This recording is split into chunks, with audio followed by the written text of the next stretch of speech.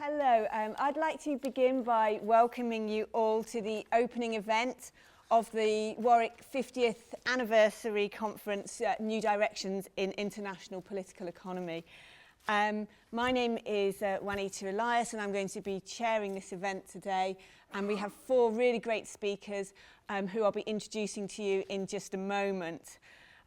When planning this event, the organisers felt that alongside the conference, the official conference that starts tomorrow, we wanted to have a kind of more public-facing event that would serve to both launch the conference and also be open to a wider audience as well.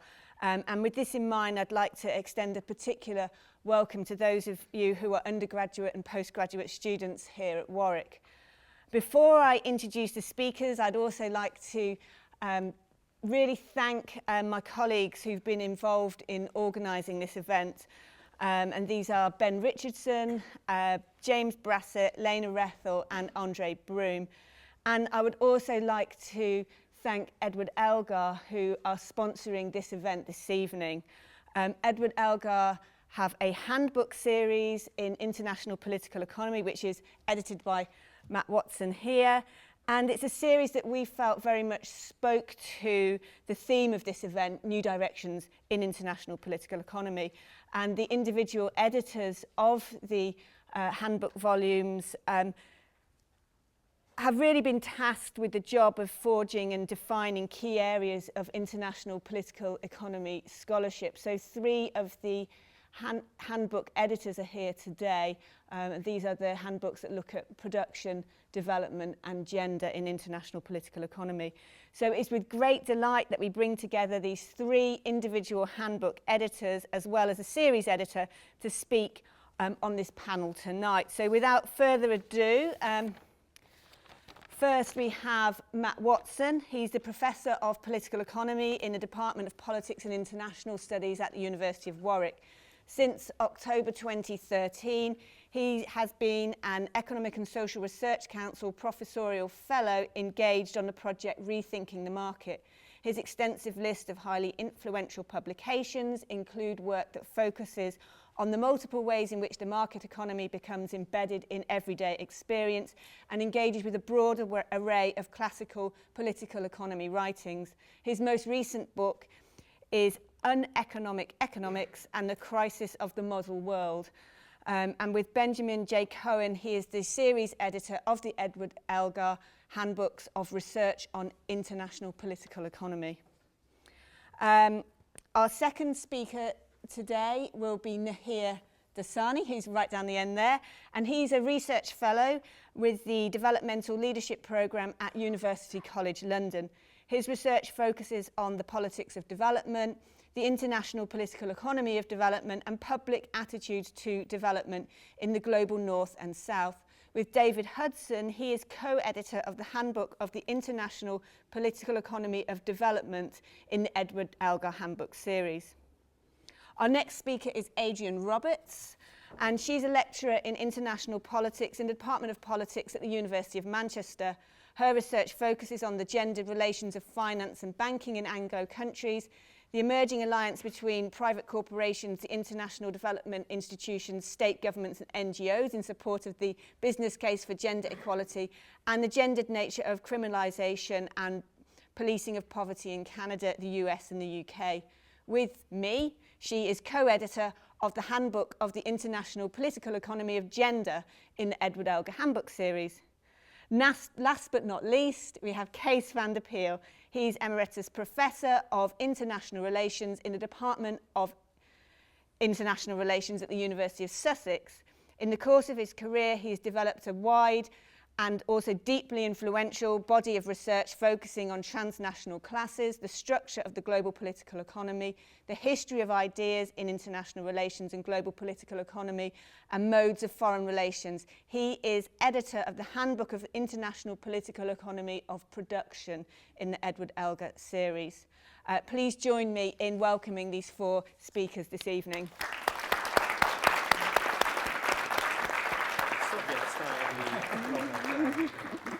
So Matt. Well, thank you very much, Juanita. A second welcome to Warwick from me to everyone, especially our guests, some of whom have travelled a long way today to be with us. A second thanks also to my colleagues for the extraordinary programme that they've put together over the next couple of days. I'm extremely excited about the discussions that we're likely to be having. I'm also extremely grateful to you that you've done all the work and you haven't required me to do anything at all. And a second thanks to Alex Pettifer from Edward Elgar, who's sitting 3 rows back. Give everyone a quick wave, Alex, because in a very real sense that we wouldn't be here discussing this handbook series if it wasn't for Alex. It would be lovely for me to take the credit for it, to say that I had this wonderful idea and I went and knocked his door down and pressured him until he gave in and said that he would commission the series, but it's entirely the other way around. The insight, the original inspiration for the series comes entirely from Alex, that he invited me down to his office in Cheltenham to discuss it with me, and there was a real attraction for me for being involved in a series of this nature. I'm sure you'll know as well as I do that there are a number of single volume handbooks of international political economy where an attempt has been made to try to capture the essence of the field as a whole. There are some extremely impressive and some extremely important chapters that appear in those single volume handbooks. Hello, Ben, because you've written at least one of those. But at the same time, there's always been a sense, I think, within the subject field as a whole, that those single volume handbooks are as notable for what's been left out of them as for what's been able to be included within them. So when you try to capture the whole essence of a subject field in one volume, there is always the danger of leaving out more people than you can include, of sending an unfortunate message to a number of people within the subject field that their views are not represented. So Alex had this great idea that we could do something very different with a handbook series to what's possible to do with a single handbook. He thought that we could focus on a whole range of important substantive topics in which IPE scholars are very visible and are writing some important work, and that by doing so we could provide some sort of mapping for the field as a whole as it currently is. So a lot of the single volume handbooks of IPE start with an underlying message of trying to say what the field as a whole should be. One of the things that we've tried to do differently with the handbook series is to allow our individual title editors to be as creative as they wanted to be, to define the limits of what they saw as being the important work that was being conducted by people who worked in their field. So one of the messages that we've wanted to send out through the handbook series is not our vision of what IPE as a whole should be, but to be able to tell people that the work that they're currently doing within IPE counts. It not only counts, but it's recognised and it's acknowledged as being important. So one of the great tasks that we set off with, or one of the great objectives, I don't know whether we've managed it as yet, was to go for as comprehensive a coverage as possible of what it was that IPE scholars were already speaking about. So the sorts of debates that they'd embraced and the literatures that they were actively involved in shaping in important new ways. So what might comprehensive coverage mean then? It's all well and good saying that as a one-line platitude to applaud our own series, but what does it mean in practice? Well, one of the great things of having had the opportunity to work on a handbook series is that it allows everyone working within the field to see what the individual title editors have provided of a snapshot of their specialist work within IPE. And snapshots are important for a number of reasons. They give a tracing dynamic to hopefully capture where the literature has currently evolved to. But it also raises the possibility that other people will have different snapshots in mind when they think of what IPE in their particular area is. So hopefully the handbook series doesn't try to do anything overly didactic in saying that this is what IPE is. Hopefully it allows people to engage in conversations where the boundaries of the subject field are open to negotiation, and where a conversation can develop where people will challenge one another to think about what is still being left out of IPE and what hasn't yet found its way into the collective consciousness of the subject field. So this is one of the things that we've been very keen to emphasise.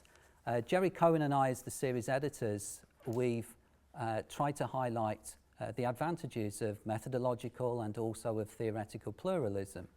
But of course, pluralism, like beauty, is in the eye of the beholder. What will appear a plural set of essays to some people might not to others. But we've tried to keep our hands off. We've not been directive in attempting to determine what the contents of each of the individual titles will be.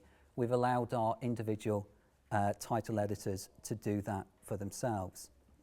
So what we think, or what we hope, will eventually produce is an idea that IPE itself should be understood as a moving target, that new issues, new approaches will always come into the field for the quite obvious reason that the world will continue to change around us. And for as long as the world continues to change around us, I think we would probably want IPE scholars to be attentive to those changes and to try to capture them in the work that they were doing. So we've given a snapshot of where the field as a whole in aggregate might be at the moment, but I think we're fully aware that there will be other thoughts as to what those snapshots should have. To my mind, aiming for comprehensive coverage implies three things in intellectual terms, three things that hopefully tie the handbook series to the main themes of this week's conference. So what I want to say more specifically about new directions in IPE could be condensed into these three intellectual things. All of them provide us, I think, with important clues for understanding where IPE has come from, as well as where it might be going to. They also mean breaking down barriers within the psychology of the subject field, barriers which, personally at least, I think I've tripped up on a number of occasions with my own work, and unfortunately, I suspect that a lot of you too will recognise them when I start to describe them. I think that there are issues that IPE still has to resolve in its collective consciousness when it thinks about the qualifying adjectives that go in front of the name IPE. When most people talk about IPE, they're not talking about a subject field as a whole, mainly because it's too diverse to be able to be simply reduced to something very easily understandable, but they're thinking about particular types of IPE. And I think there are three distinct pairs of qualifying adjectives that produce barriers which are unhelpful for a lot of people working within the subject field. And of course, you don't have to be Levi Strauss to know that descriptive words have inbuilt hierarchies simply by the way that their meaning is derived. So here I go. Here are my three pairs of qualifying adjectives that are often used in describing IPE, which I think are unhelpful. The first is a barrier that currently divides approaches and topics that are considered mainstream or typical IPE fare, those for which it's uncontroversial to claim the label IPE for them, those to which you have to do no work if you're operating in those fields to convince other people that what you're doing is IPE. And I want to try to explain the barrier that exists between that sort of work and between those who work with approaches and topics that are always required to confront their own marginal status. So in very simple terms, the difference between mainstream IPE and marginal IPE. Now, some people, unfortunately, still are required to apologise for their own work much more readily than other people are. They're required to go the extra mile to try to gain a stamp of legitimacy for saying that their work belongs within the IPE subject field. They have much less latitude to exercise creative license before questions begin to be asked about whether or not their work is actually really IPE. I've always found this wrong, and I sincerely hope that the message that comes through from the handbook series does everything it can not to replicate for anyone the burden of thinking that you're somehow marginal to the overall conversation. The second barrier that I want to talk about is that which currently divides approaches and topics that are seen as new, cutting edge and dynamic, simply because they're founded on something that was published last week or last month or last year, from those that get dismissed for being out of touch, out of date, simply because they have longer intellectual histories.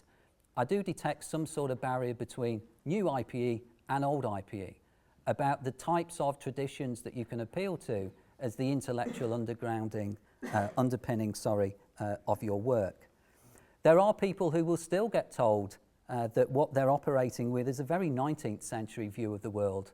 And when people get told that, it's not a compliment. It's something that they're required to apologise for rather than something that they're being complimented on.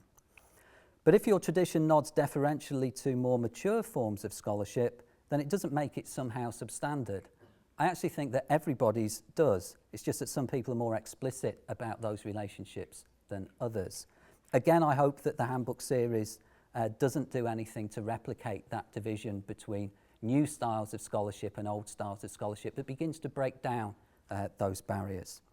And thirdly, I think there's a barrier that currently divides approaches and topics that the pioneers of IPE always insisted were clearly part of the subject field from those that can often be dismissed simply as being not IPE.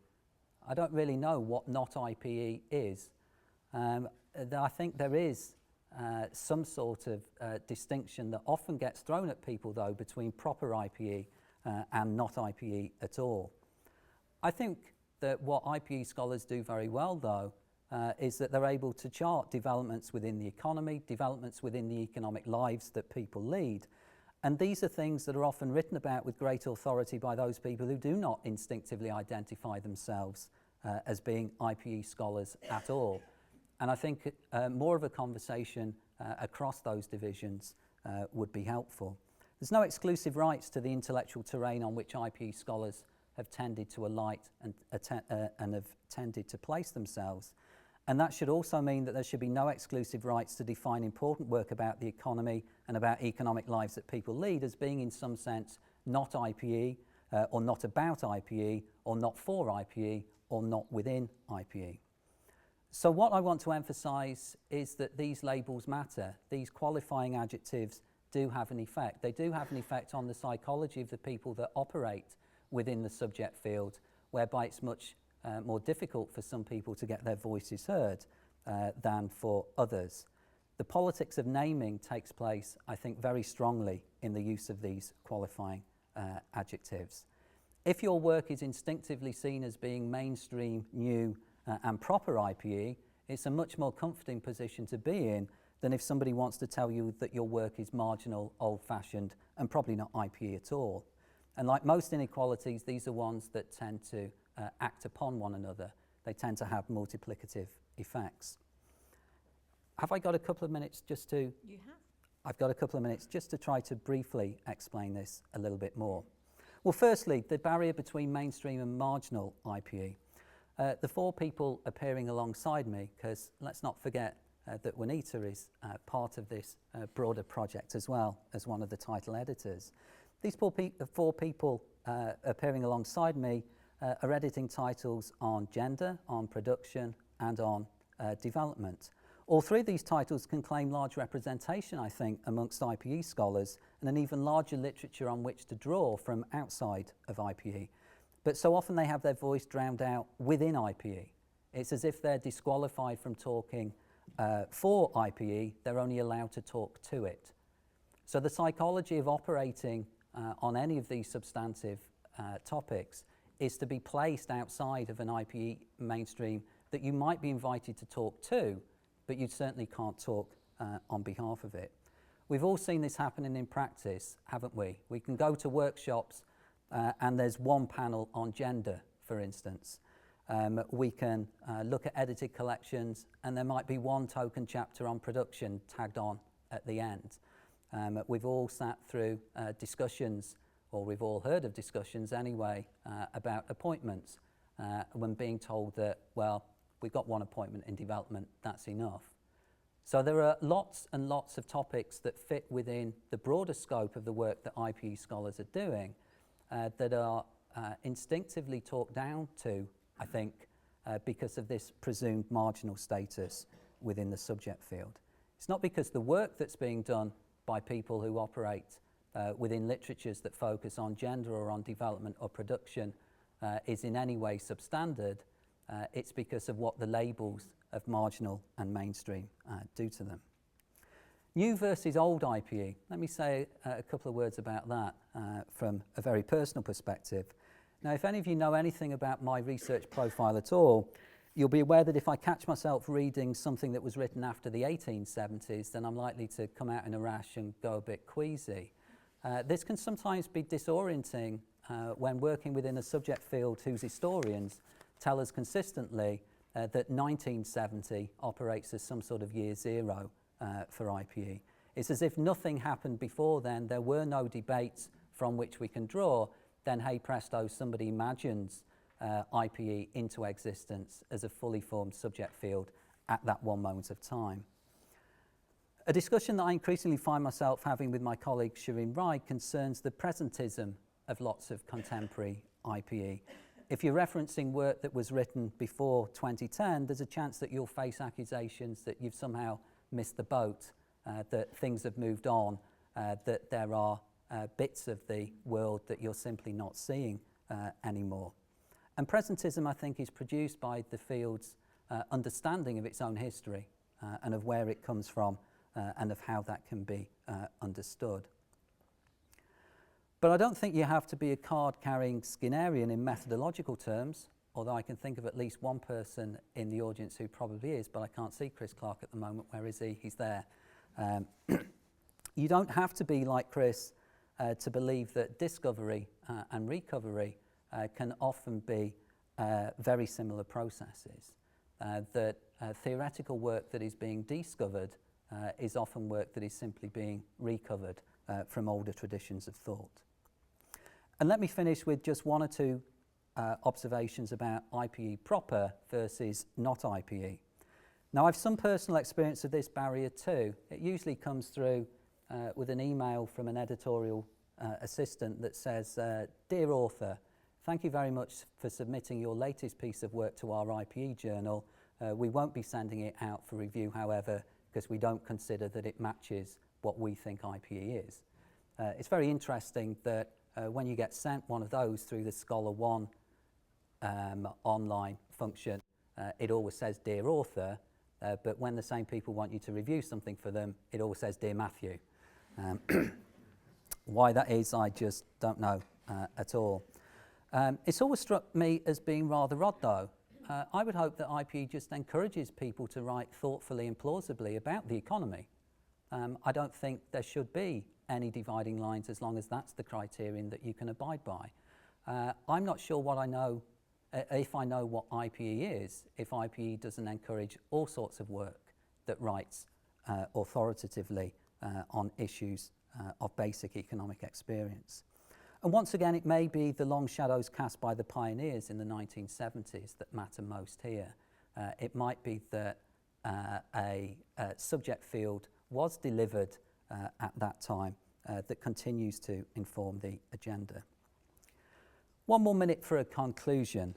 Now, if my thoughts require a label of their own by way of a conventional title, then I think it would be to preach scepticism about the professional politics of labelling within IPE. I think there are still barriers that can be broken down by attacking some of those labels. So the division between marginal and mainstream, the division between new and old, the division between proper IPE and not IPE at all, are all things that I hope that the handbook series can begin to challenge because of the admirable work that's being done by the editors of the individual titles. I think those sorts of barriers are counterproductive, both in the sense of standing in the way of good scholarship and also in the very unfortunate sense of giving good scholars the impression that their work somehow doesn't count or somehow shouldn't be included. Hopefully, the series that Alex dreamed up has gone at least some way to taking the first steps to begin to challenge those, and I think we all have an opportunity over the next few days to flesh out that challenge further. Thank you very much.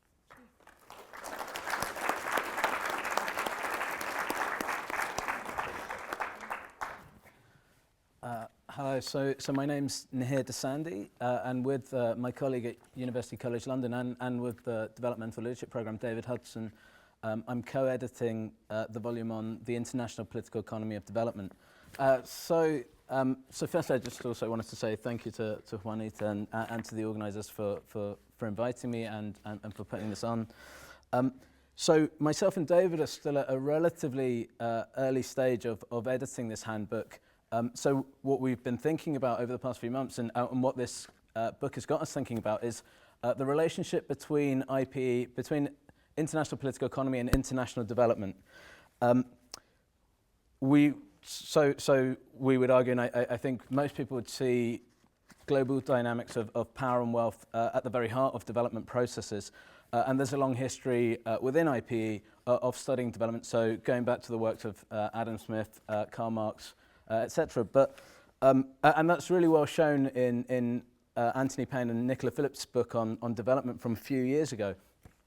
And the heart of their argument in this book is that there needs to be a reconnection between the study of development and IPE. So development as a field of study needs to be placed firmly within the centre of scholarship on IPE.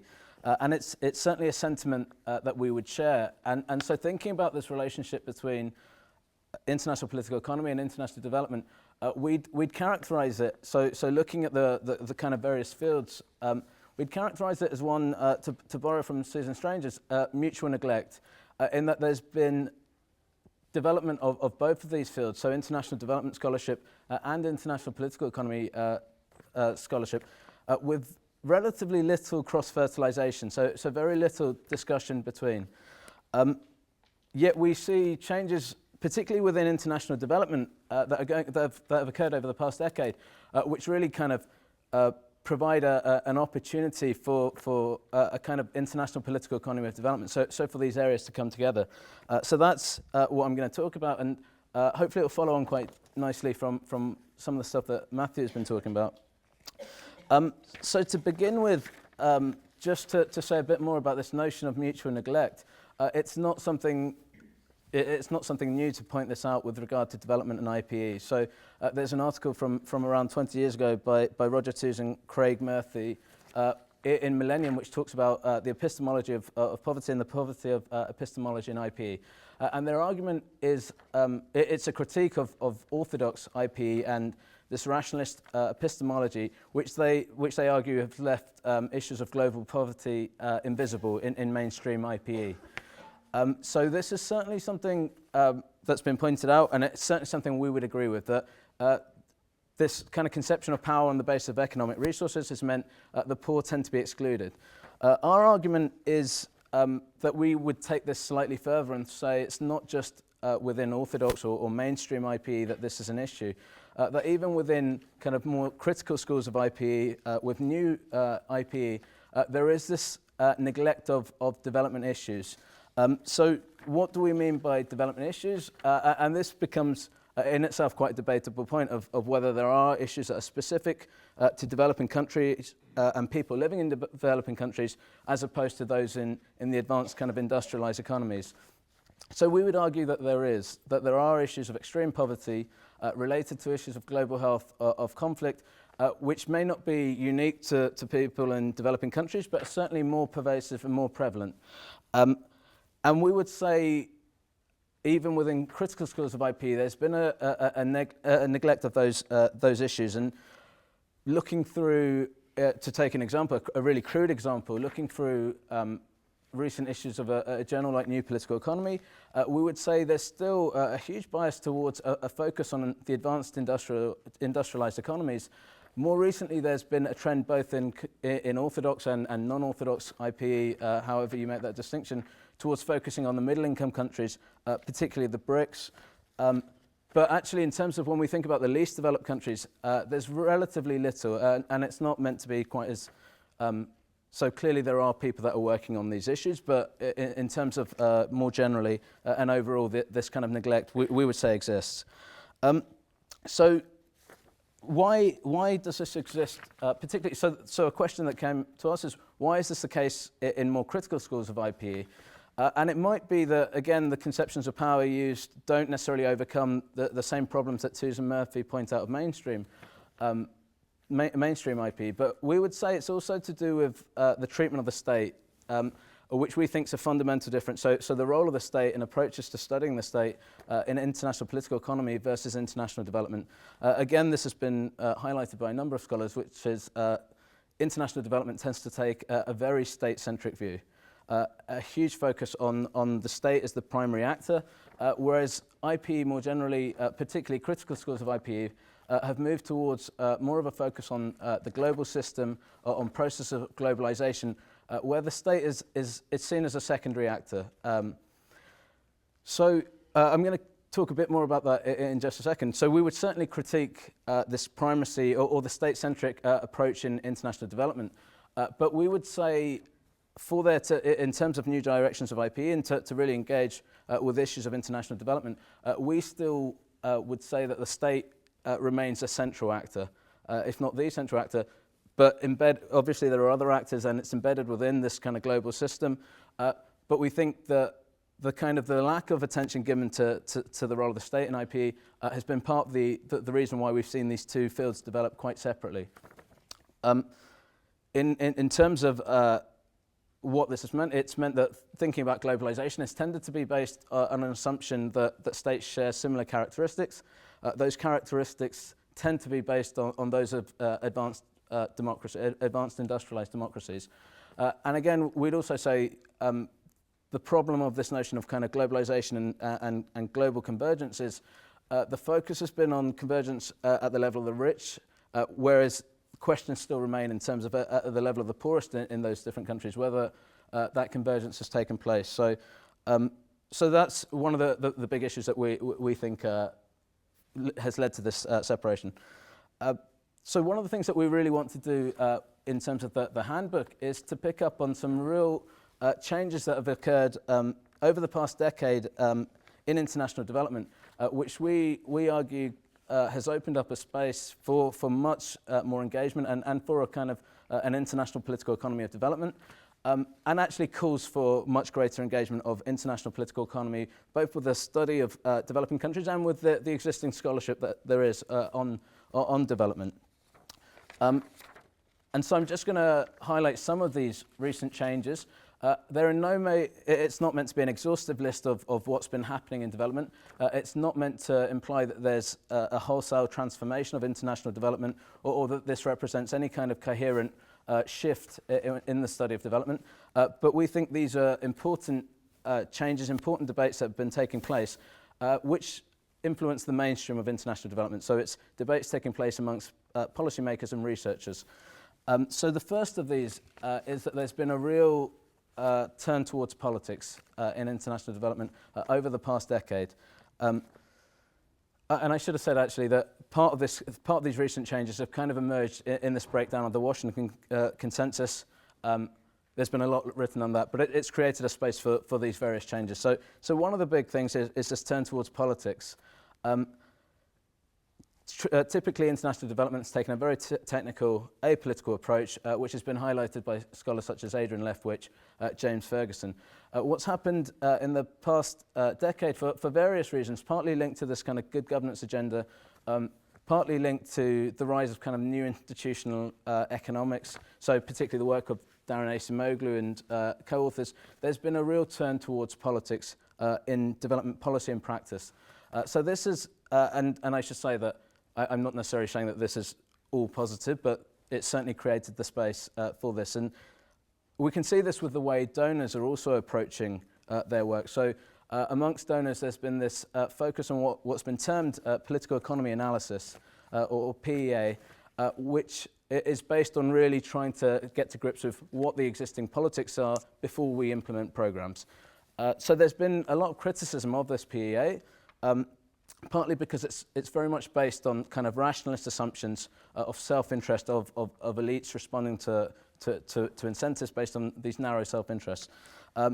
So it's not a wholesale change, but certainly there's been much greater attention to politics. And a second kind of change that's happened as a result of this turn towards politics is an ideational turn in politics. So again, this dissatisfaction with this kind of very self-interested economics approach to politics has meant much greater focus, particularly on the role of narratives in societies and how these shape politics. So we'd say that that's a second turn. A third turn would be, and again linked to these, is a kind of historic turn. So much greater emphasis on the role of history, both again linked to kind of new institutionalism, so this notion of kind of path dependence at critical junctures, but also outside of this as well. So, and then we would say there's two more that are important, and I won't talk for too long on those, but a renewed kind of attention given to inequality in class within the focus on development. So this obviously represents broader trends towards focusing on inequality, but there's been work within development as well. So work by Andy Sumner talking about the new bottom billion, that actually the majority of the world's poor now live in middle income countries, and what this means for the way we think about development processes. And again, it's brought this kind of return to and a very kind of gradual return to a focus on class as well. So some discussions around how we think about class within developing countries, what role class politics plays. And the final turn that I'll talk about is a focus on a turn towards kind of complexity theory or complexity science. So this has been a very much kind of practitioner-based approach, practitioner-based initiative, which is based on a kind of dissatisfaction with kind of existing linear approaches to causality that's come from economics and that has dominated development. There's been much greater kind of thinking on the role of complexity, on systems thinking. And there's been a number of works that have been hugely popular, so by Matt Andrews, by Ben Ramalingam, within development around those ideas.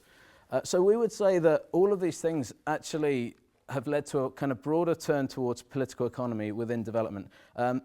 Yet there's still very little kind of crossover. So there are some scholars within this who are turning towards IPE scholars, but actually they're still quite distinct. So in terms of thinking about the handbook, in terms of thinking about new directions in IPE, we feel that there are three big contributions that IPE can make to development. So having an international political economy of development. So the first is simply that the concepts that are now being discussed are both very familiar to IPE scholars and have also been the subject of much research. So all of these areas, I think, call out to international political economy and to work that's already being done in international political economy. Secondly, these are all very disconnected ideas, and in general there's still this very compartmentalized approach within development whereby if we're thinking about governance reform, we don't tend to think about issues of debt or trade related issues, and vice versa. So it's still this very compartmentalized approach which we think an IPE approach can help break down. And thirdly, and perhaps most importantly, is so going back to this issue of state-centric approaches in development, development very much focuses on this kind of internalist bias, the process of development, that the causes of development, that changes in development are all internal to a country, and that the international system still has a very secondary role to play, which we'd fundamentally disagree with, and we'd say that this is again where international political economy can make a really big contribution. Work by scholars that are at this conference, so Paul Kamak's work looking at the role of the World Bank, looking at the narrative created by the World Bank, we think highlights the types of contributions that can be made. And equally, Nicola Phillips's work on unfree labour, again, and this link to the global economy. And so to kind of wrap up, to finish up, so we think, A, that there's a real contribution that IPE can make to development, but we also think it works the other way around. So one of the things we've noticed working very much in the kind of development domain is that there is increasingly space for these various debates, for having the kinds of conversations that Matthew mentioned. So we would argue, and to put it crudely, to kind of break down the schools of IPE based on, let's say, an article by Benjamin Cohen. If we think about the American versus British school divide in IPE or orthodox versus mainstream, we think what we see in development at the moment, partly for a number of reasons. So we see a conversation already taking place. So this call for a conversation between various schools of IPE, we think a focus on development can help. And this is partly because there's a very close relationship between research and practice in development. So we think that's one of the factors that has led to this kind of overlap of different schools of thought. Inherently, the focus on development is very much one of amelioration. So a real focus on how we improve the situation rather than this focus on just kind of causal analysis, which again opens up this space.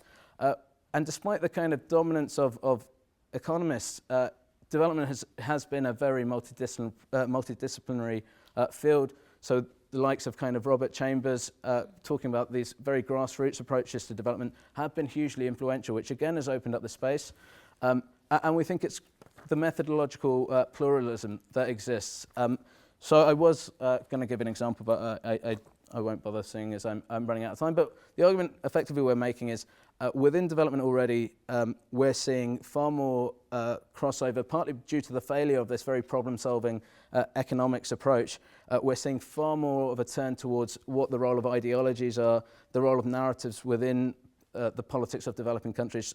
And we think that this can also be a huge contribution to IPE and start to overcome some of these silos in the discipline.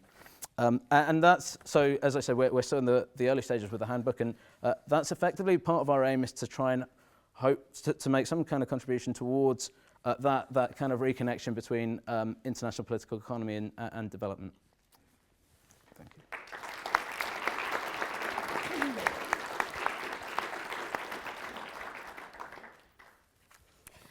Okay, thank you.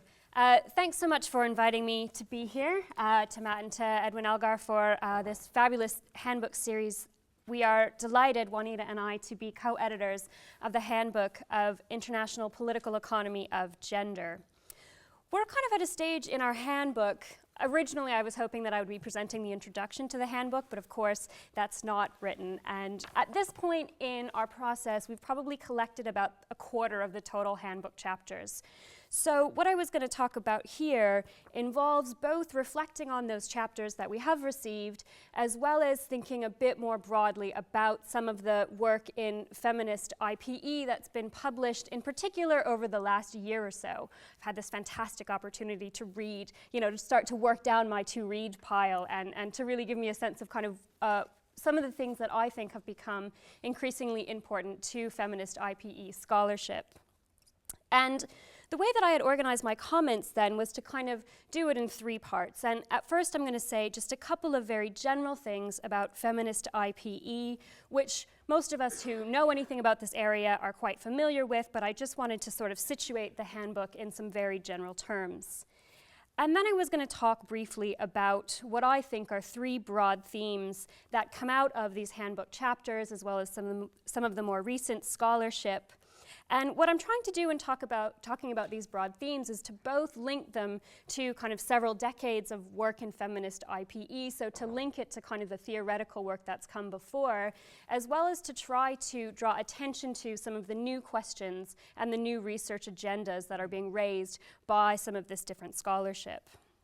And the last thing that I was going to do is to point to two areas where I think that the field of feminist IPE and subsequently the handbook are lacking, and to suggest that there are some areas where I think more work needs to be done. So what are some of the overarching characteristics then of feminist IPE that are captured by this handbook? And one of the first thing that comes to mind, and that was very clear to us when we were putting together this handbook, is that as with other aspects of IPE, feminist IPE is very interdisciplinary, and it crosses a number of different research areas.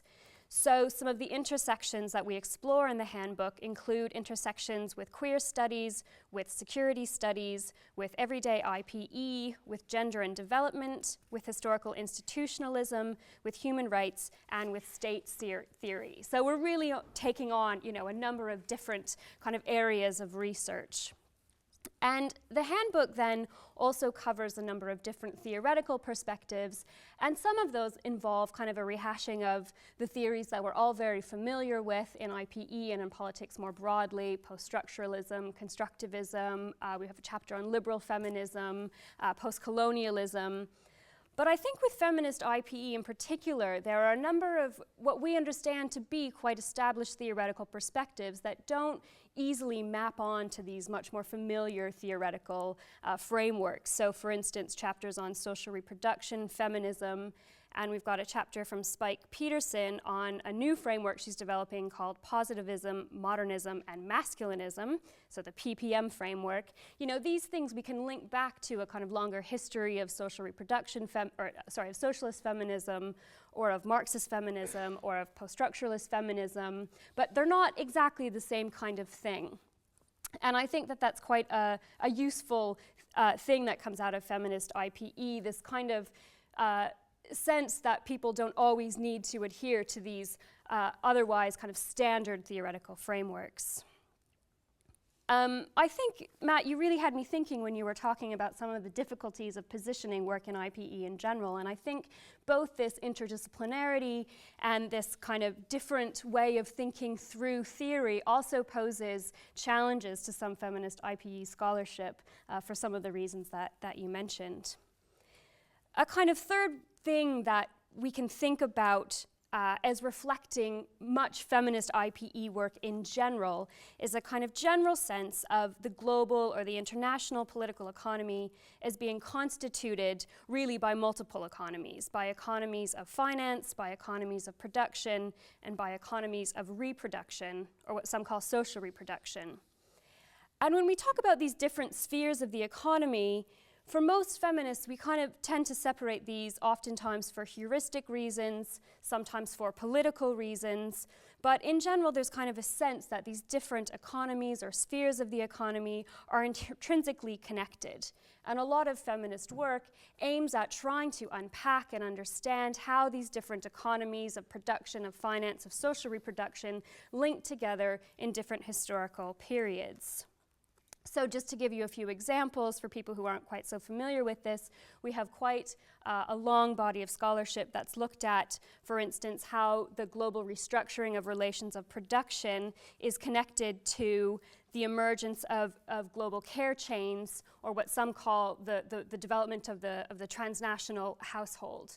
So what I mean by that is that the ability of very particular groups of women to enter into the paid labor force has ultimately been underpinned by the availability of migrant, primarily women, who then go and perform domestic work in the households as women enter into the paid labor force, which then of course leads the families of these migrant women to be cared for in their own communities by either grandparents sometimes, or siblings, or potentially husbands. So we're kind of seeing how these shifts in production connect to shifts in social reproduction across space and time. And there's a bit more recent work that's been done that's trying to link the ways in which changes in the financial sphere have been linked to changes in social reproduction. And this primarily has to do with the ways in which more and more aspects of social reproduction are being linked to global financial markets through debt, asset-based welfare, and other means. And I'll say a little bit more about this later because I think it's one area for future development within feminist IPE. So moving on then from these kind of general themes, what are some of the kind of broad themes that are represented in the handbook, as well as some of the more recent feminist scholarship? I wanted to draw attention to kind of three things. And the first broad theme that I wanted to look at has to do with institutions and gender mainstreaming. And I think that anyone familiar with IPE and feminist IPE scholarship knows that there's been a long history in documenting how the institutions of global governance and the institutions of global development, however we might want to think about it, both draw upon and reproduce particular gendered knowledges, practices, and power relations. And we follow this tradition in our handbook, and we have chapters, for instance, that look at the World Bank, on regional development banks, on the United Nations, and on prisons as a kind of new institution of interest to feminist scholars. But I was reading a chapter that was submitted by Georgina Whalen, who had written a chapter that was kind of calling for the need to develop a more coherent and complex feminist institutionalist IPE. And one of the points that Georgina made in her chapter was that we have quite a large body of feminist literature that looks at quite a small number of institutions. So for instance, there's been a lot of work that's been done on the World Bank, whereas very little feminist work has been done on institutions like the IMF, the G20, and what I believe she's going to talk about later in this conference, the much more secretive Group of 30.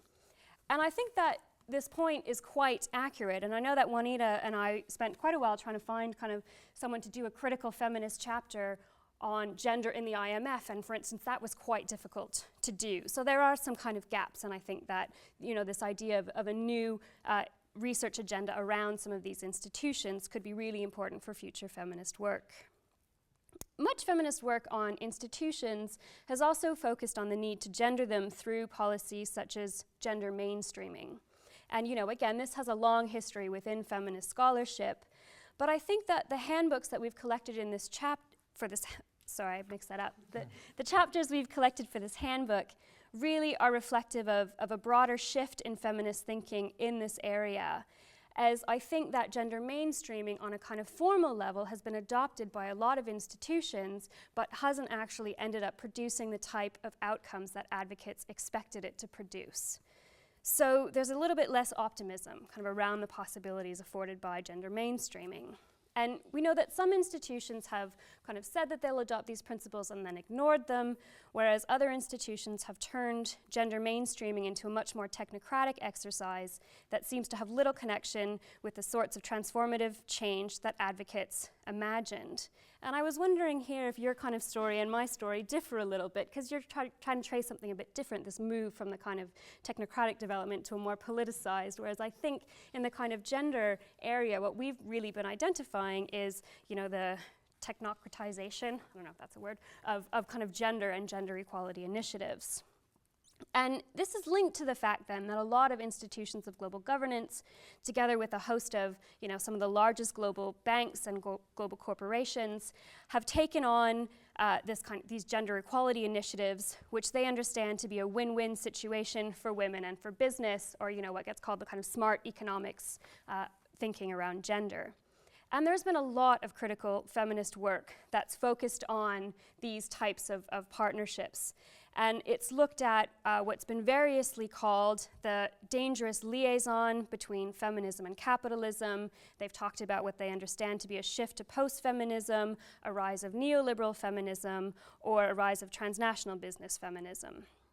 And several chapters in the handbook engage with this kind of seemingly perverse outcome of what's happened with the attempt to put gender on the table. But we have chapters in the handbook, one written by Lucy Ferguson on gender expertise, and one written by Katia Gregorati on the women's empowerment principles, which both kind of take these debates to task. And they actually stress the need to kind of connect these very macro level academic types of theories with the more micro level and day-to-day politics of gender expertise and activism. So they're trying to push forward this kind of debate and say, actually, it needs to account for these practices on the ground. And I think that this is going to be a big area for future feminist research, and there's people here talking about that kind of stuff over the next couple of days. These questions then also link up to, again, these very long-standing debates about some of the uses and abuses of data collection and measurement tools, right? These are the ongoing questions about how we actually document, measure gender inequality. And I think that, like gender mainstreaming, there was a long history of feminist activism and academic feminists who were saying we need more gender disaggregated data. You know, we need this data if we're going to do this type of analysis. And now we still have calls for the need for more gender disaggregated data, but these exist alongside very powerful feminist critiques of the ways in which this data is collected and applied. So Juanita's stuff on the global gender gap reports, which are produced by the World Economic Forum, for instance, and feminist critiques of how this data is produced by private accounting and consulting firms, have all been really important in kind of raising the problems about how this data is collected and applied, which include things like a tendency to reduce gender to sex, a tendency to ignore class and racial intersections, so they tend to be focused on gender gaps as if the gap between men and women is the only thing that's important. They tend to ignore unpaid labor, to focus on a narrow range of easily measured social problems. So really they're questioning the kind of transformative potential of what a lot of this new data around gender is able to do. But this does not mean then that there is some kind of a sense that we should throw away any of this, attempt to collect data or to think about how to quantify gender inequality or measure gender inequality. But I think what comes out of some of the more critical feminist work is an attempt to develop kind of a feminist way of using this data. And I think that people like Shirin Rai and Catherine Hoskins, who have developed, a framework of what they call depletion as a means of measuring the costs of doing social reproduction, is a really useful way of trying to think about how feminists can go about collecting information and using it for real transformative purposes. And these conversations, which are ultimately conversations about feminist methods, will continue to be ongoing. The second area, Juanita, how am I doing for time? I'll just keep talking. 2 minutes? No, sorry. I'm going to go until you make me stop. The second kind of broad theme that I think comes out of these chapters, as well as some of the more recent scholarship, has to do with economic crisis and restructuring. And of course, feminists understand this differently, but one of the themes that comes through all the time is that there's a sense that we're not talking about 2008 and the kind of aftermath as being either a financial crisis or an economic crisis, but feminists also link it to these kind of socially constructed fiscal crises of the state, to ecological crises, and very important for feminists, they link it to emerging crises in social reproduction. So, for instance, a lot of work has been done in recent years that looks at the effects of the financial crisis and subsequent austerity politics on women.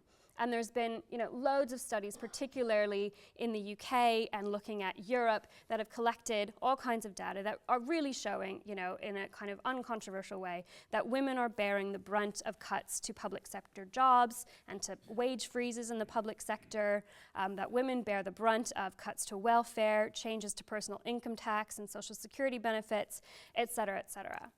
And there's also been a long tradition in feminism of positing alternatives to these types of measures. And one of the most recent kind of alternatives was articulated here in the UK by the Women's Budget Group, and they came up with this alternative plan that they call Plan F. So this is a feminist approach to austerity that involves rescuing the reproductive economy from its invisible and unacknowledged position and placing the kind of reproductive or the caring economy in center stage.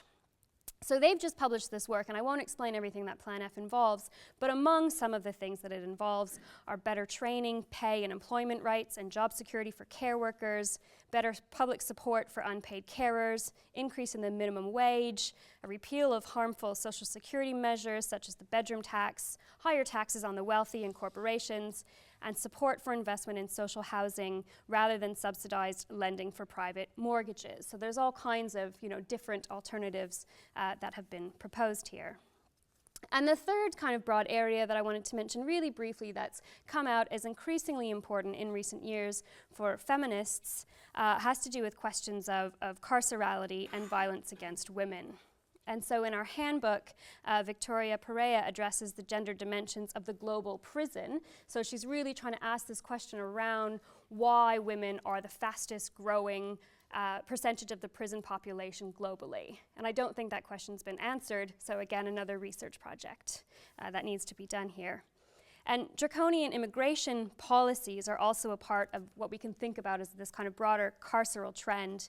And we have an entire section of the handbook dedicated to different aspects of feminized migration that touch on some of these issues of the kind of the effect that borders have.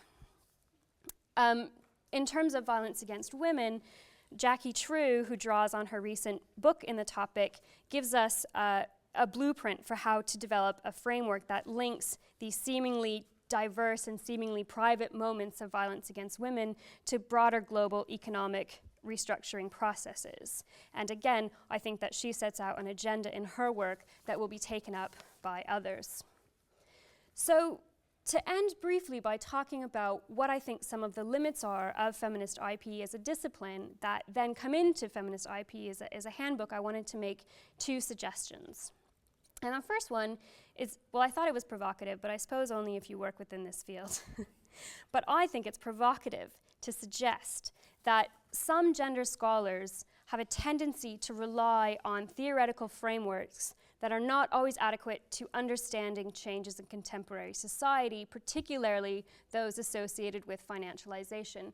So what I mean by that is there's a tendency for a lot of feminist IPE work to go back to these kind of early theoretical frameworks that were developed in the 1970s, the 1980s, the 1990s, and without trying to fetishize the new, because I think that Matt's right in kind of emphasizing the problems with fetishizing the new, sometimes I think there's a need to rethink some of these core frameworks, and I'm not sure that feminist IPE has managed to do it, particularly to take on board some of the work that's been produced around financialization in other areas of IPE. So to give you a quick for instance, and here I'm drawing from an article that was published in the most recent issue of Feminist Review by Lisa Adkins, where she makes the claim that actually there's been way too much feminist work that's focused on the effects of the financial crisis, as well as too much work that's focused then on the redistributive politics as a means of addressing gender inequality. So one of the things that she says, for instance, is that feminists make all kinds of assumptions, for instance, about how things like gender parity in pay, so eliminating a gender pay gap. Feminists tend to assume that this somehow is going to address socioeconomic inequality. And they tend to assume at the same time then that these wage gaps are what fuel household insecurity. And she's saying that these actually need to be critically interrogated, because once we understand that under financialization, the use of the wage has changed in the sense that a particular proportion of the wage is now going to make interest payments on personal and household debt. That household survival isn't only or even primarily about the volumes or quantities of wages that are paid to women. So it's also about the deployment of wages to access securitized debt and service indebtedness. So the implications of this then is that the financialization of the reproductive capacities of the household, I know it's a mouthful, has exposed households to risks presented by financial markets. So the point is that the risks that are faced by households are not just about a kind of inequality in wages, it's not even about an unequal distribution of care work, but it's also about these risks that are created through the linking of households to global financial markets. And that these risks then may not just be about deepening pre-existing gender inequalities, but they may actually be creating new inequalities. And these inequalities are not necessarily easily addressed through the sorts of redistributive politics that have underlined kind of feminist activism since the 1970s and 1980s. Yeah, that's great. And so I think that this then draws attention to the need for feminists to continue to think through some of these very, I don't know what I want to call them, difficult trends that others in other areas of IPE tend to be spending more time trying to think through. And I wanted to end on maybe a less controversial challenge for feminist IPE, and I do think that it's similar to the kind of point that you made, which is that feminist IPE, and this comes out a little bit in our handbook, needs to focus more on the Global South. And tangentially related to this, but not solely related to this, it needs to pay more attention to issues of race and ethnicity. So there's a tendency amongst feminist IPE scholars to assume that gender and development people are going to deal with the Global South. And I think that that's problematic, including for some of the reasons that you very carefully outlined in your talk there. And even the point that I just finished making about kind of thinking about financialization, one of the issues with that type of argument is that it's then assuming this kind of universalized experience of households and of women, and it's assuming that all women have the same kind of relationship with financialization and that they're integrated into financial markets through the same sorts of debt, the same types of processes, and they're not. And so I think that there's a lot of room for feminist IPE scholars to start to think through the different ways in which women's productive and reproductive labor in different parts of the world is being linked to global financial markets. At the same time, then, we need to think about how forms of accumulation via finance or other means are predicated on the production and policing of racial differences beyond those that occurs on the borders, which is what we tend to focus on in our book. So I'm going to leave it there.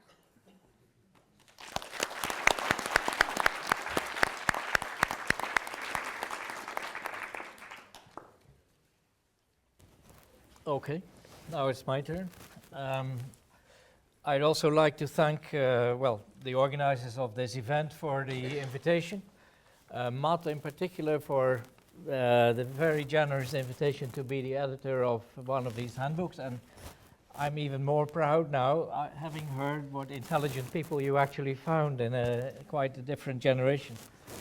The book is ready, so if you happen to have £185 with you, there's nothing that keeps you from buying a copy in the hall. And otherwise, recommend your library, because it's a unique book. I can tell you, there's nothing like this. And it's quite a job to get it done. So what I'll be talking about is not what's in the handbook, but something that I've been working on myself now, and that is how the internationalization of production has worked to erode democracy in a very fundamental sense, and to increase international insecurity to the point where, and I don't want to be a grandfather who warns the young, but to the point where a major war is no longer unthinkable.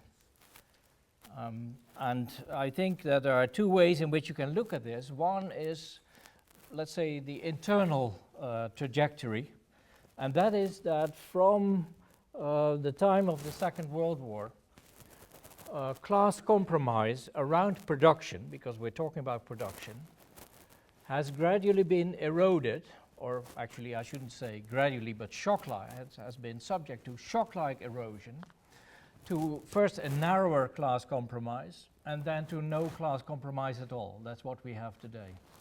And that's a universal phenomenon which plays out in every corner of the planet. And the other thing is that parallel to these phases that I'll explain in a second, there has been a different type of Cold War. First there was a Cold War which was, if you look back on it, almost a Cold War among friends. And then you got a second Cold War associated with the names of Reagan and Thatcher, which was really a Cold War to the end, and with no prisoners taken. And when that was successful in, somewhere around the early 1990s, we entered into a phase where military adventurism mixed up with speculative dealings in financial speculation with defense firms became the vogue, and risk-taking entered a new stage, which we are experiencing today with war in North Africa, war in the Middle East, and NATO adventures on the borders of Russia, which I think are the most dangerous thing that we are currently experiencing. Now, first, the class compromise route. Right after the Second World War, we had a unique situation that recently has been highlighted again by Piketty in his, of course, famous book now about inequality, that he says in the whole history of capitalism there has only been one short period, and that's roughly the period on the eve of the Second World War to the 1970s, in which extreme inequality was kept in check. And the reason why it was kept in check was because in the West there was a class compromise in production, a class compromise with organized labor. And the reason why capitalism was forced to accept this compromise, to allow labor, organized labor, which was male labor, core labor, however you want to call it, to put a limit on the discipline of capital, which is, to impose market rules on every aspect of life as we're experiencing it today, was because we had two world wars, devastating world wars. We had the Great Depression, and at the same time there was a functioning Soviet bloc ready to take over when there would be another depression, which was not unthinkable in 1945, which was why the Marshall Plan was conceived, for instance. You can imagine that this is a situation that we will not easily see again soon, to have two world wars, a depression, and a functioning alternative on the side. In those circumstances, those unique circumstances, there was a class compromise with organized labor. And that class compromise came about only right after the war, there had been a massive defeat of the political left And so it was a class compromise which already had a disciplinary side to it, in the sense that people were allowed to have some strike action, but it should be about economic issues, because that was something that the capitalist class at the time had a response to. And that response was in production, that is mass production of durable consumer goods, and that produced a consumer culture that we're still the prisoner of today, and which is driving, for instance, the ecological crisis. That is incidentally also dealt with in the £185 handbook. Now, this class compromise became unacceptable to the capitalist class in the course of the late 1960s for a number of reasons. There were movements of contestation of people of my own generation who felt that the number of possibilities in this society far exceeded what was actually allowed, because it was a period of class compromise, but it was also a period of Cold War discipline and of enormous dull routine. You know, although I love to think back of my youth as a time of great peace and stability, it was also extremely dull. So May 1968 was an explosion of freedom of those generations that actually did not experience the Depression and the two world wars, and who came to life with completely new views about what it should be about, what the possibility and the limits were. That movement of contestation was a threat to the capitalist system as it existed at the time, because as two Soviet scholars wrote, those were the days when Soviet scholars still contributed something, there was gradually emerging the idea that to have a fully functioning democracy, capitalism should be further limited. And against that, the capitalists came up with the alternative idea that to have a fully functioning capitalist economy, democracy should be limited. And that was what was being introduced in the 1970s and thought about. And one of the great contributions, or well, maybe you should say terrible contributions, of Samuel Huntington, whom I consider the most important ideologue of the entire post-war period on the American side, was that economics should actually be bracketed off from democracy.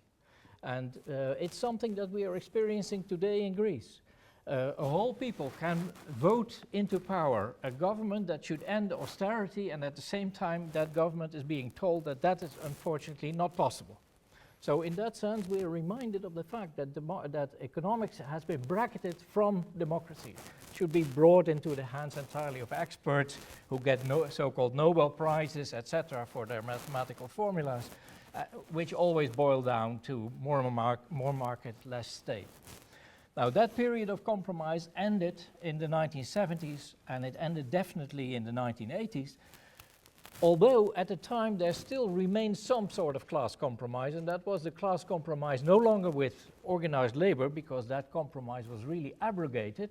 Labor was being attacked in the process of displacing production to zones where that compromise didn't count. But there was still a sort of compromise, and that was with the asset-owning middle classes. And again, referring to Piketty, you will find that the one class that really profited from the period of class compromise with labor was not so much labor, although their wages held in the West, but it was the middle class, which could build up home ownership, for instance. And it was with the rising prices of those assets that the middle class became enchanted with the idea of finance riding high. Finance at the time, and then I'm talking about the period 1979, you know, the famous Volcker shock, to, let's say, the early 1990s, finance at the time served to relocate production to zones where the class compromise with labor didn't hold. So it was functional for capital, certainly.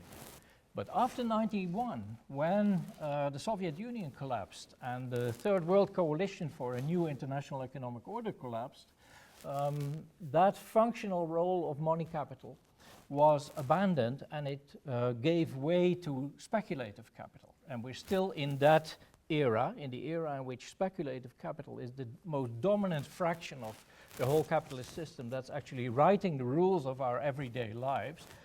Also, it exploded in 2008. if you ever have a chance, if you have some money left after buying this other book, buy the book by Yanis Varoufakis, a man who is being mocked these days as not being able to see the real necessity of making Greece bleed. But he wrote a book in 2013 which was called The Global Minotaur, and I think it's the best explanation of not only why the Eurozone failed, but also why 2008 can only be compared to 1929 as an epochal crisis in which really something in the system snaps that is no longer functioning, and it can also not be repaired. I think we're in that age now, in the crisis phase of the age of speculative capital. And in that period, even the last form of class compromise, which was the compromise with the asset-owning middle classes, has been abandoned, and now it's a free-for-all, and especially free for the oligarchs, because we are now on a tendency in which you have an oligarchic enrichment of very narrow groups, so money is flowing to the summits of society. The rest is being drained of income and of life chances. That's a global phenomenon. Of course, it's harshest in the southern ends of the globe. It's harshest for those who are at the bottom of the gender pyramid of power. But ultimately, it affects the whole of society, and it drains society of the possibility to reproduce itself on its own, on a sort of stable basis, because class compromise has disappeared from it. There is no compromise anymore, and that means that not only do we get an oligarchic tendency in enrichment and in class formation, but also we get authoritarian forms of politics. Let's not forget that things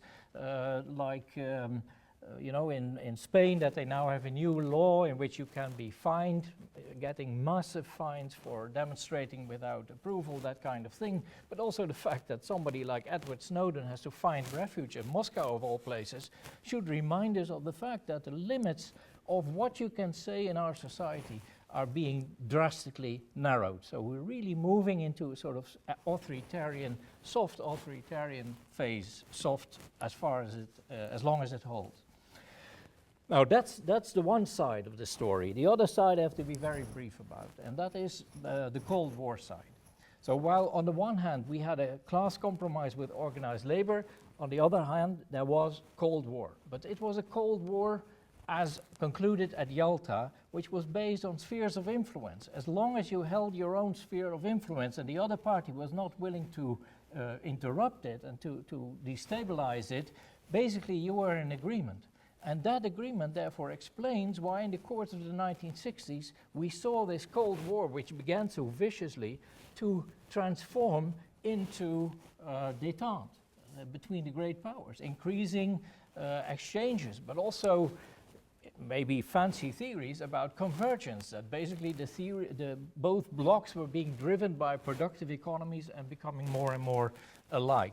That, of course, changed in the 1980s and 90s, because then we got a second Cold War, and as I mentioned already, that was a Cold War to the bitter end. It was a vicious war of counter-revolution in the Third World, both with economic means, because let's not forget that it was the Volcker shock of '79 that kicked the entire project of modernizing and industrializing the Third World and the Soviet bloc into reverse gear and basically brought about all the conflicts that we saw afterwards.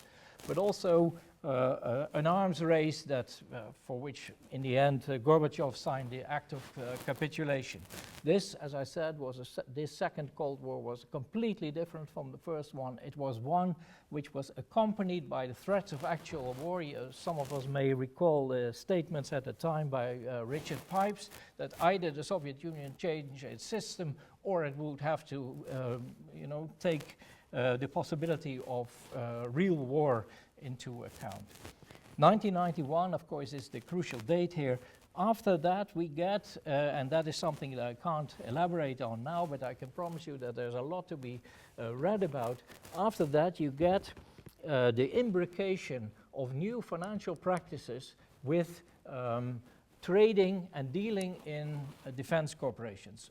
If you ever have a chance, again, to with some remaining money to buy the book by Dan Briody on the Carlyle Group, you'll get a chronique scandaleuse of the stories about how defense corporations were bought up with borrowed money, etc., and how defense, therefore, but also what is always behind defense, and that is actual wars, because otherwise there is no use of the military means at your disposal, how that became part of the speculative economy. And the things that I'm working on now is actually to try to find out how speculative capital, which is what Marx called money-dealing capital, Geldhandelskapital, and militarization, aggressive militarization, how they come together. And I think in the current period, we no longer have a Cold War, but we are moving almost in a situation that you might compare to the Balkan Wars in the period leading up to the First World War.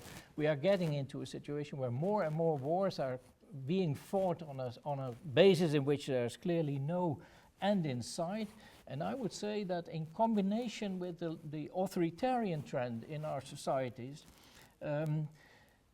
society is losing its ability to think critically and to express critical points of view about the threat of war itself.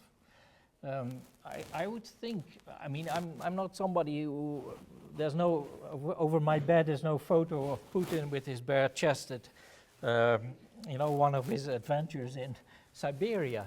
But I also think that it's a sign of complete madness to think that there is one man in the Kremlin who is causing all the ills of the contemporary world.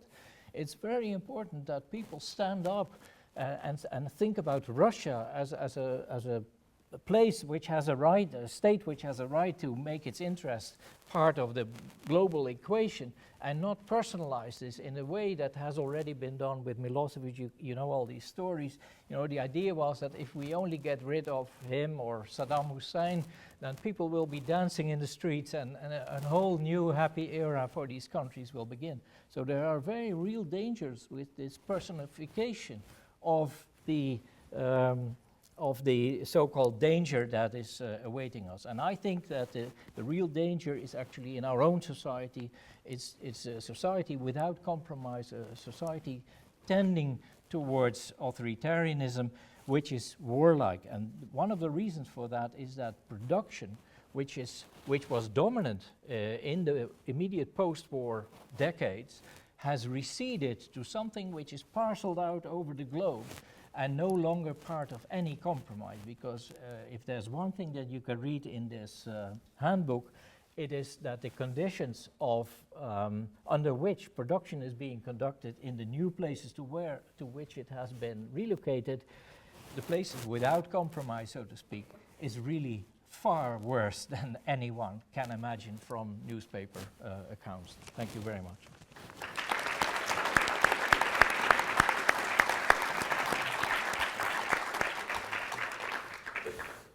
Thank you. That was 4 really interesting talks. We have about 25 minutes for questions. We're aiming to finish at 6 o'clock. Can I ask you, if you are going to ask a question, please keep your question relatively brief. There are 2 reasons for that. So we can have plenty of questions, but it's also because we might not be able to pick up your questions on the video recording. So briefer questions are very much appreciated. I'm going to take 3 questions at a time, possibly 4. We'll see how we go from there. So would anyone like to ask a question?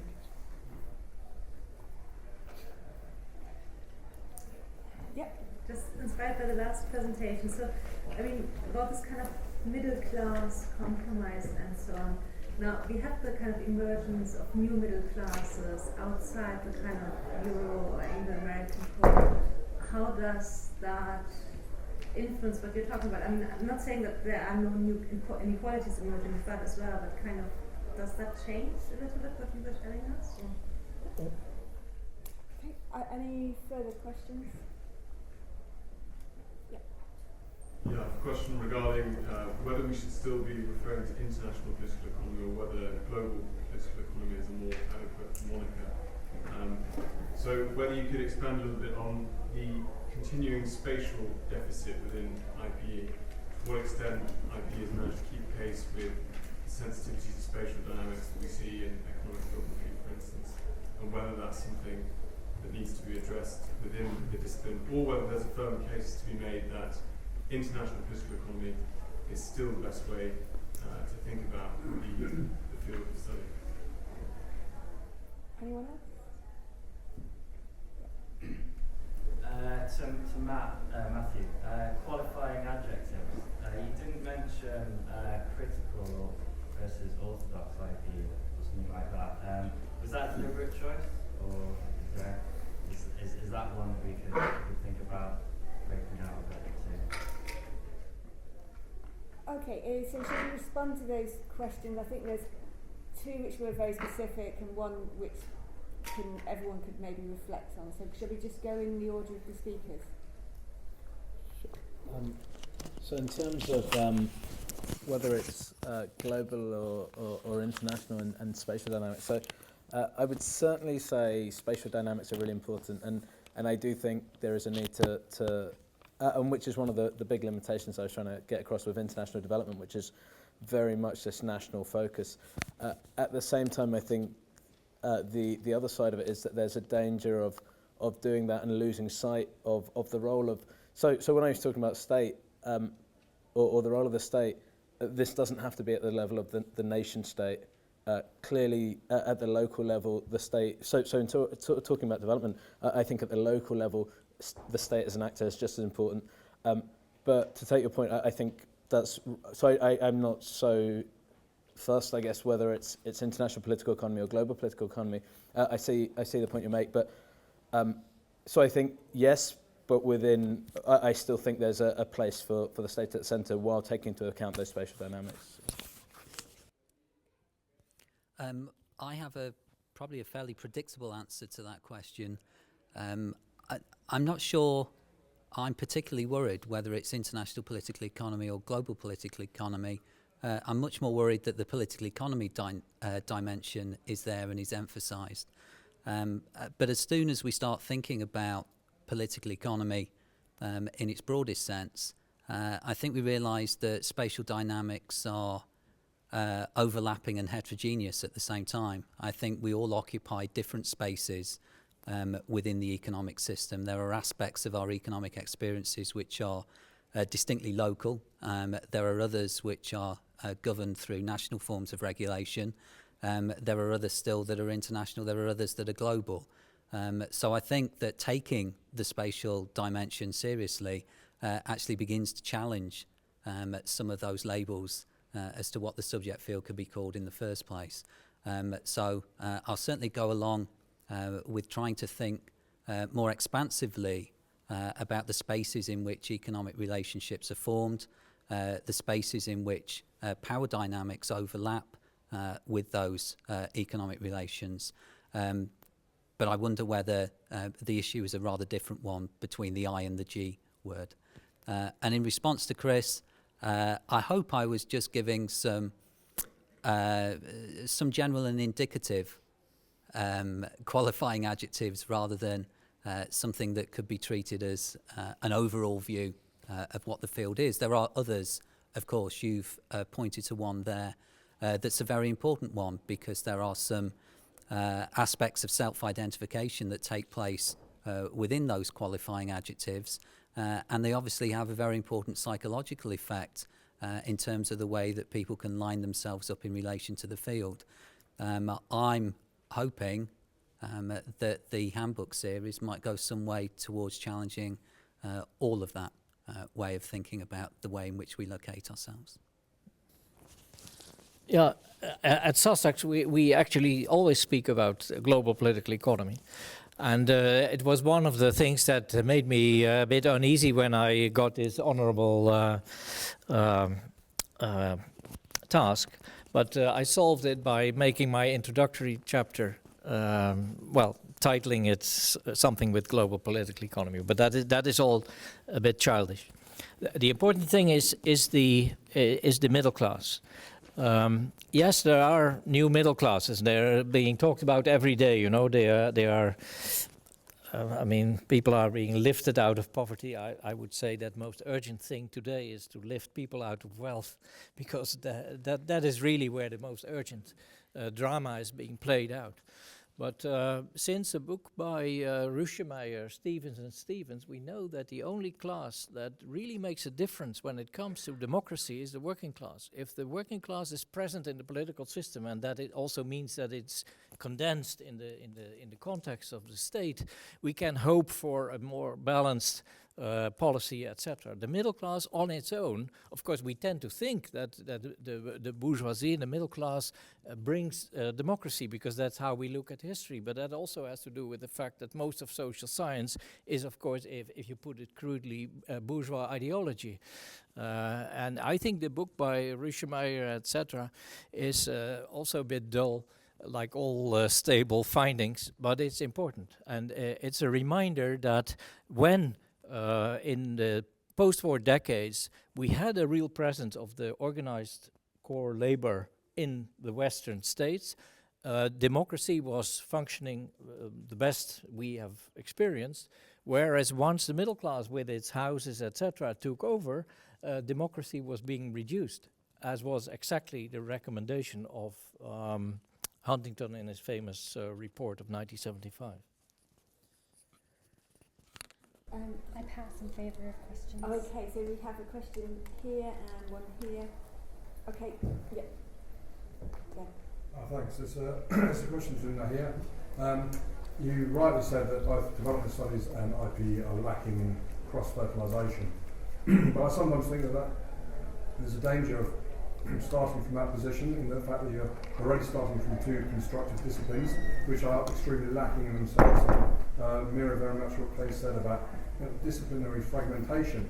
And I think one of the great things of what Kees and of what Matt does is they go back to a pre-disciplinary conception of political economy, which is obviously IPE, obviously GPE, obviously includes the whole thing.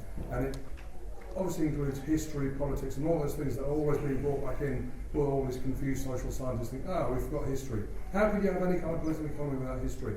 It's only if you're a bourgeois social scientist that you have that. So that's my question is, don't you think there's a problem doing that? But it actually fits to your point about you want to bring the poor back in and so on. And if you actually go back to this pre-disciplinary political economy, there's actually a lot there that talks about the poor, not just as objects of development, but also as subjects of development, which are, and of IPE, which I think is the big challenge.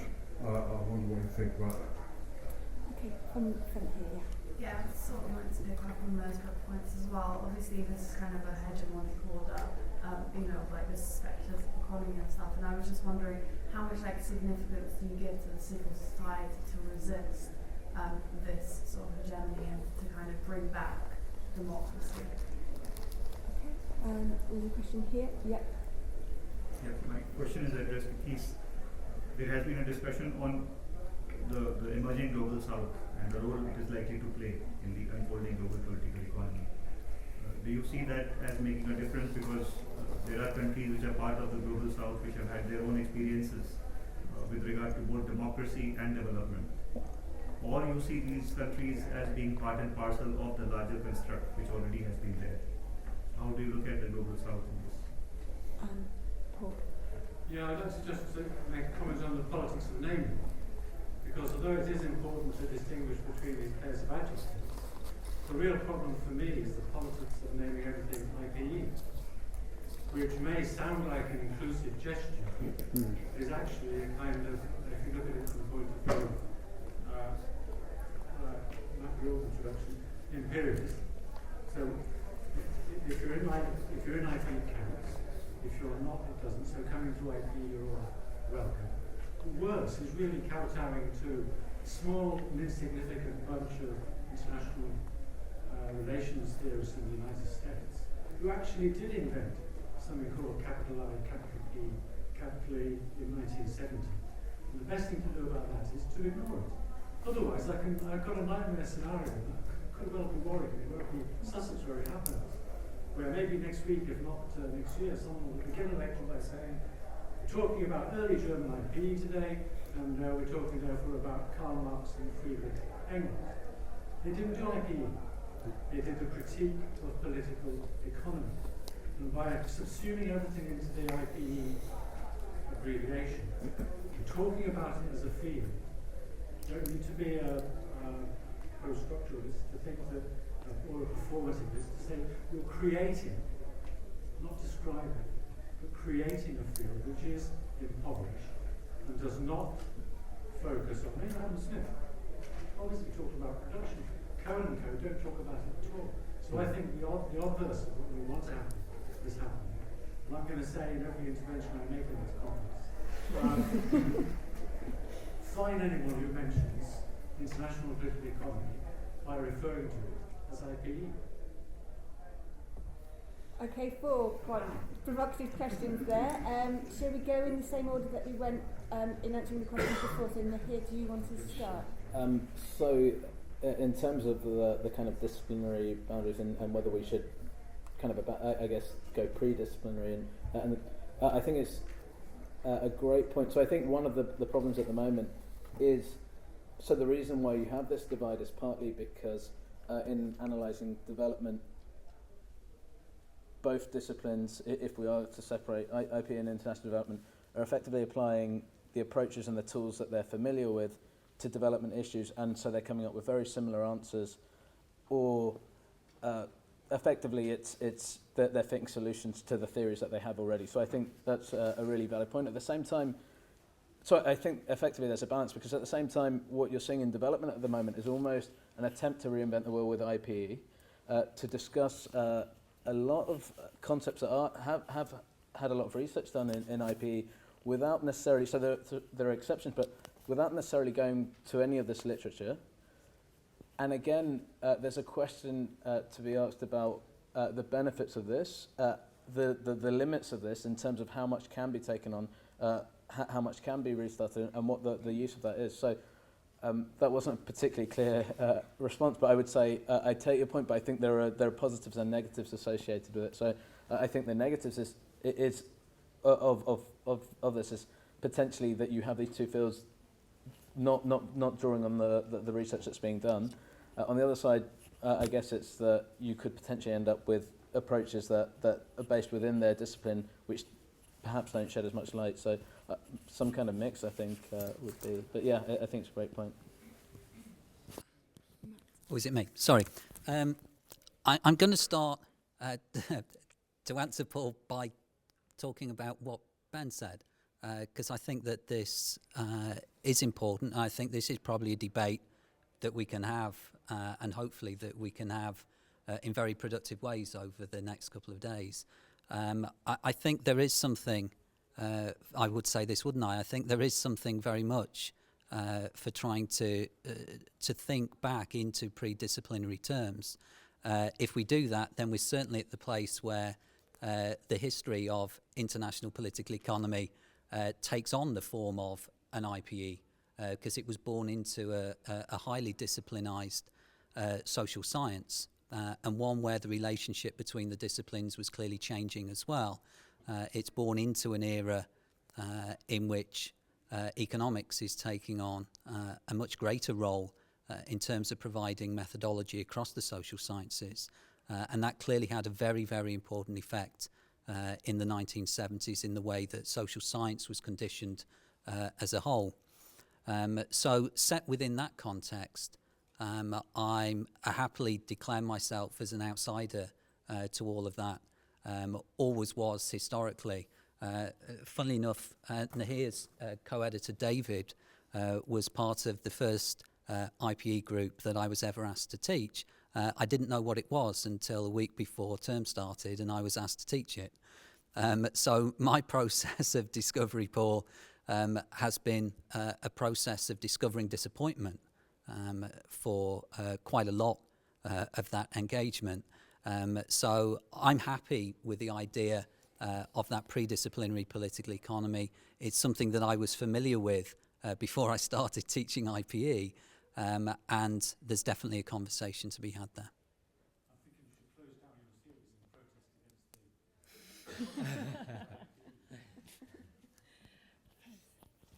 the... Sorry, Kees. Yeah, about let's not forget that after 1991, the whole idea of sovereignty, in the sense that you could make your sovereignty valid, vindicated against the West, was abandoned. You know, that was considered not done. I mean, Yeltsin maybe sums up the sort of political personality who yields completely to Western supremacy. And one of the drawbacks that we are seeing now is that once you begin to relocate production across the globe in its entirety, you assume at the same time that sovereignty will not be vindicated any longer. But if China is the workshop of the world today, along, we should say, with Vietnam and Indonesia and so on, it still has its sovereignty. That is, it can have its own political strategies towards the outside. Major raw material producers like Russia and Iran have their sovereignty still intact. And I think one of the real dangers why we are looking at potential for greater conflict is that the West is beginning to lose its ability to directly enforce limited sovereignty among these defeated antagonists. And at the same time, these defeated antagonists are beginning to climb back a little bit to where they were. So that is one aspect of the unstable situation. And what civil society is concerned, let's not forget, talking about terminology, that the whole concept of civil society was developed to see it as a repository of everything that's positive and human about society against the state, which was placed under simultaneously under suspicion. And I think that the only way to reclaim relations wherever we look at the globe for in a more democratic sense is by defending people who are engaged in production, because it's the taking away of the rights of these people, which has nothing to do with concepts like civil society, which are far too abstract. That makes for the degrading effects in these countries. Also for the ecological crisis, of course, that's an aspect of production under conditions of complete absence of rights and social protection. Oh, you've got one.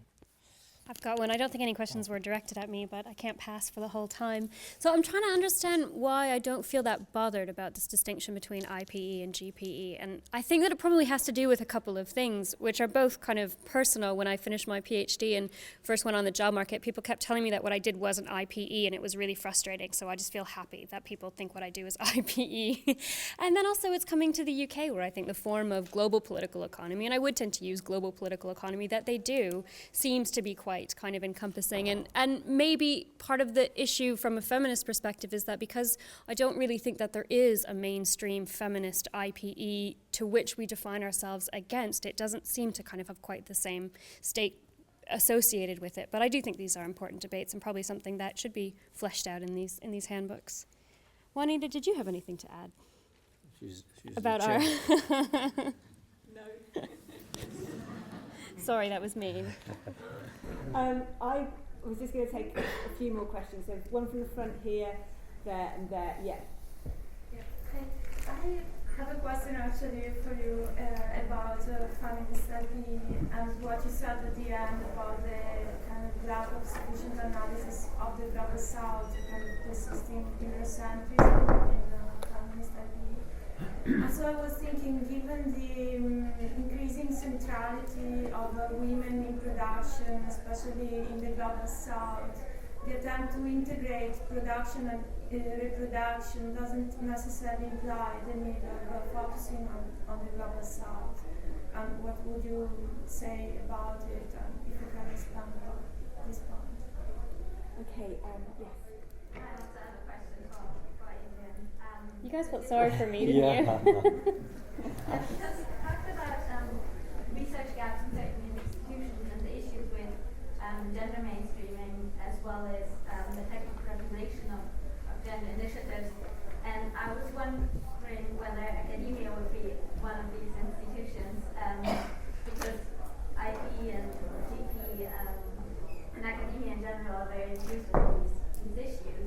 So I was wondering if your book addresses this, or if you could offer some reflections about that. Okay, and there was a third question, yeah. I do IPE in the Afghan context, and I often go then to conferences of area studies, African studies, and so on.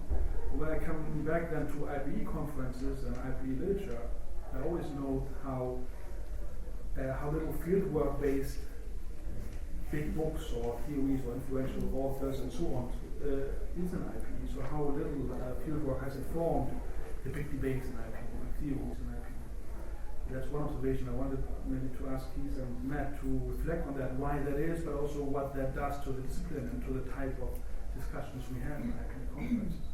And number two is obviously the observation that so little is actually little engagement of IPE with Africa, for instance. Right? I mean, it's a very superficial engagement, and again, due to the little field work that is happening, right? And how little research projects and money goes into research to actually do innovative stuff on innovative questions, not just the same, well, what does the World Bank do? Okay, so there was a couple of questions directed to Adrienne, and then a question on fieldwork and Africa and development studies, which I think maybe the other three could respond to. So Adrienne, would you like to go first? Yeah, I'm not entirely sure that I understood the first question. So are you asking to what extent it's necessary to engage with the Global South? Yeah, so if basically from your presentation I understood that there is an attempt to integrate production and reproduction. And so since the global working class is increasingly female and concentrated in the South, looking at the South is necessary for feminist studies today. Yeah, absolutely. I think my point, and I certainly don't want to overgeneralize here, because I also said there's lots of great feminist work on the World Bank, and there is some work that deals with the Global South, but I suppose my point is that there are certain kind of assumptions. So for instance, there's been a critique that's been made of social reproduction feminists. So, you know, this is a particular framework that understands social reproduction as being something that used to be done in the household and was then partially subsidized by the state and is now more and more done again by households and via the market. And there's this kind of linear narrative that goes through a lot of kind of social reproduction feminism, and it totally ignores the fact that in much of the world social reproduction was never socialized by the state, and parts of it were never taken on by capital. And so thinking about some of these relationships and the ways in which social reproduction, the kind of history of social reproduction in the Global South, yields, I think, really important, not just empirical, but kind of theoretical insights. And these critiques of social reproduction, not to mention the kind of queer critiques of the heteronormative basis of social reproduction, kind of have not yet been taken on board. And my point is just to suggest that, you know, if we start to think about different parts of the world, it does things to challenge some of the taken for granted assumptions of feminist IPE. And the question about the feminist IPE of the academy, what a fantastic question. And no, we don't do it, but we should. And it reminds me of something that Cynthia Enlow, who's a feminist IR scholar, always says whenever she goes, you know, to give a talk about something. And she always says, if I can, you know, at the end of the day, get people to think about what it would mean to do a gendered analysis of their own place of work, you know, I would really be achieving something. And I do think that kind of, particularly as a feminist teacher, I try to do it in the classroom to get students to think critically about, you know, what the gendered political economy of the institution is, but it's not something that's in the handbook. If you write about it, though, have a chat with me afterwards. Okay, so do people want to just respond to the final question? About fieldwork. Yeah. Yeah, but there precisely Paul's critique comes in. You know, international relations as a discipline was set up to generalize about American influence in the world, enforcing it against those states that didn't accept it, and so on and so forth. You can rewrite the whole discipline in these terms, and you'll have 95% what it actually came up with, not counting the critical stuff. If you have some money left, think of my book, The Discipline of Western Supremacy. That's my attempt to write this history entirely in these terms. International political economy came about in the 1970s for the simple reason that the dollar and foreign investment of American multinational companies were becoming contested issues. There had to be something said and written about that. And of course, it was completely forgotten that there was already a literature which dealt with that sort of topic.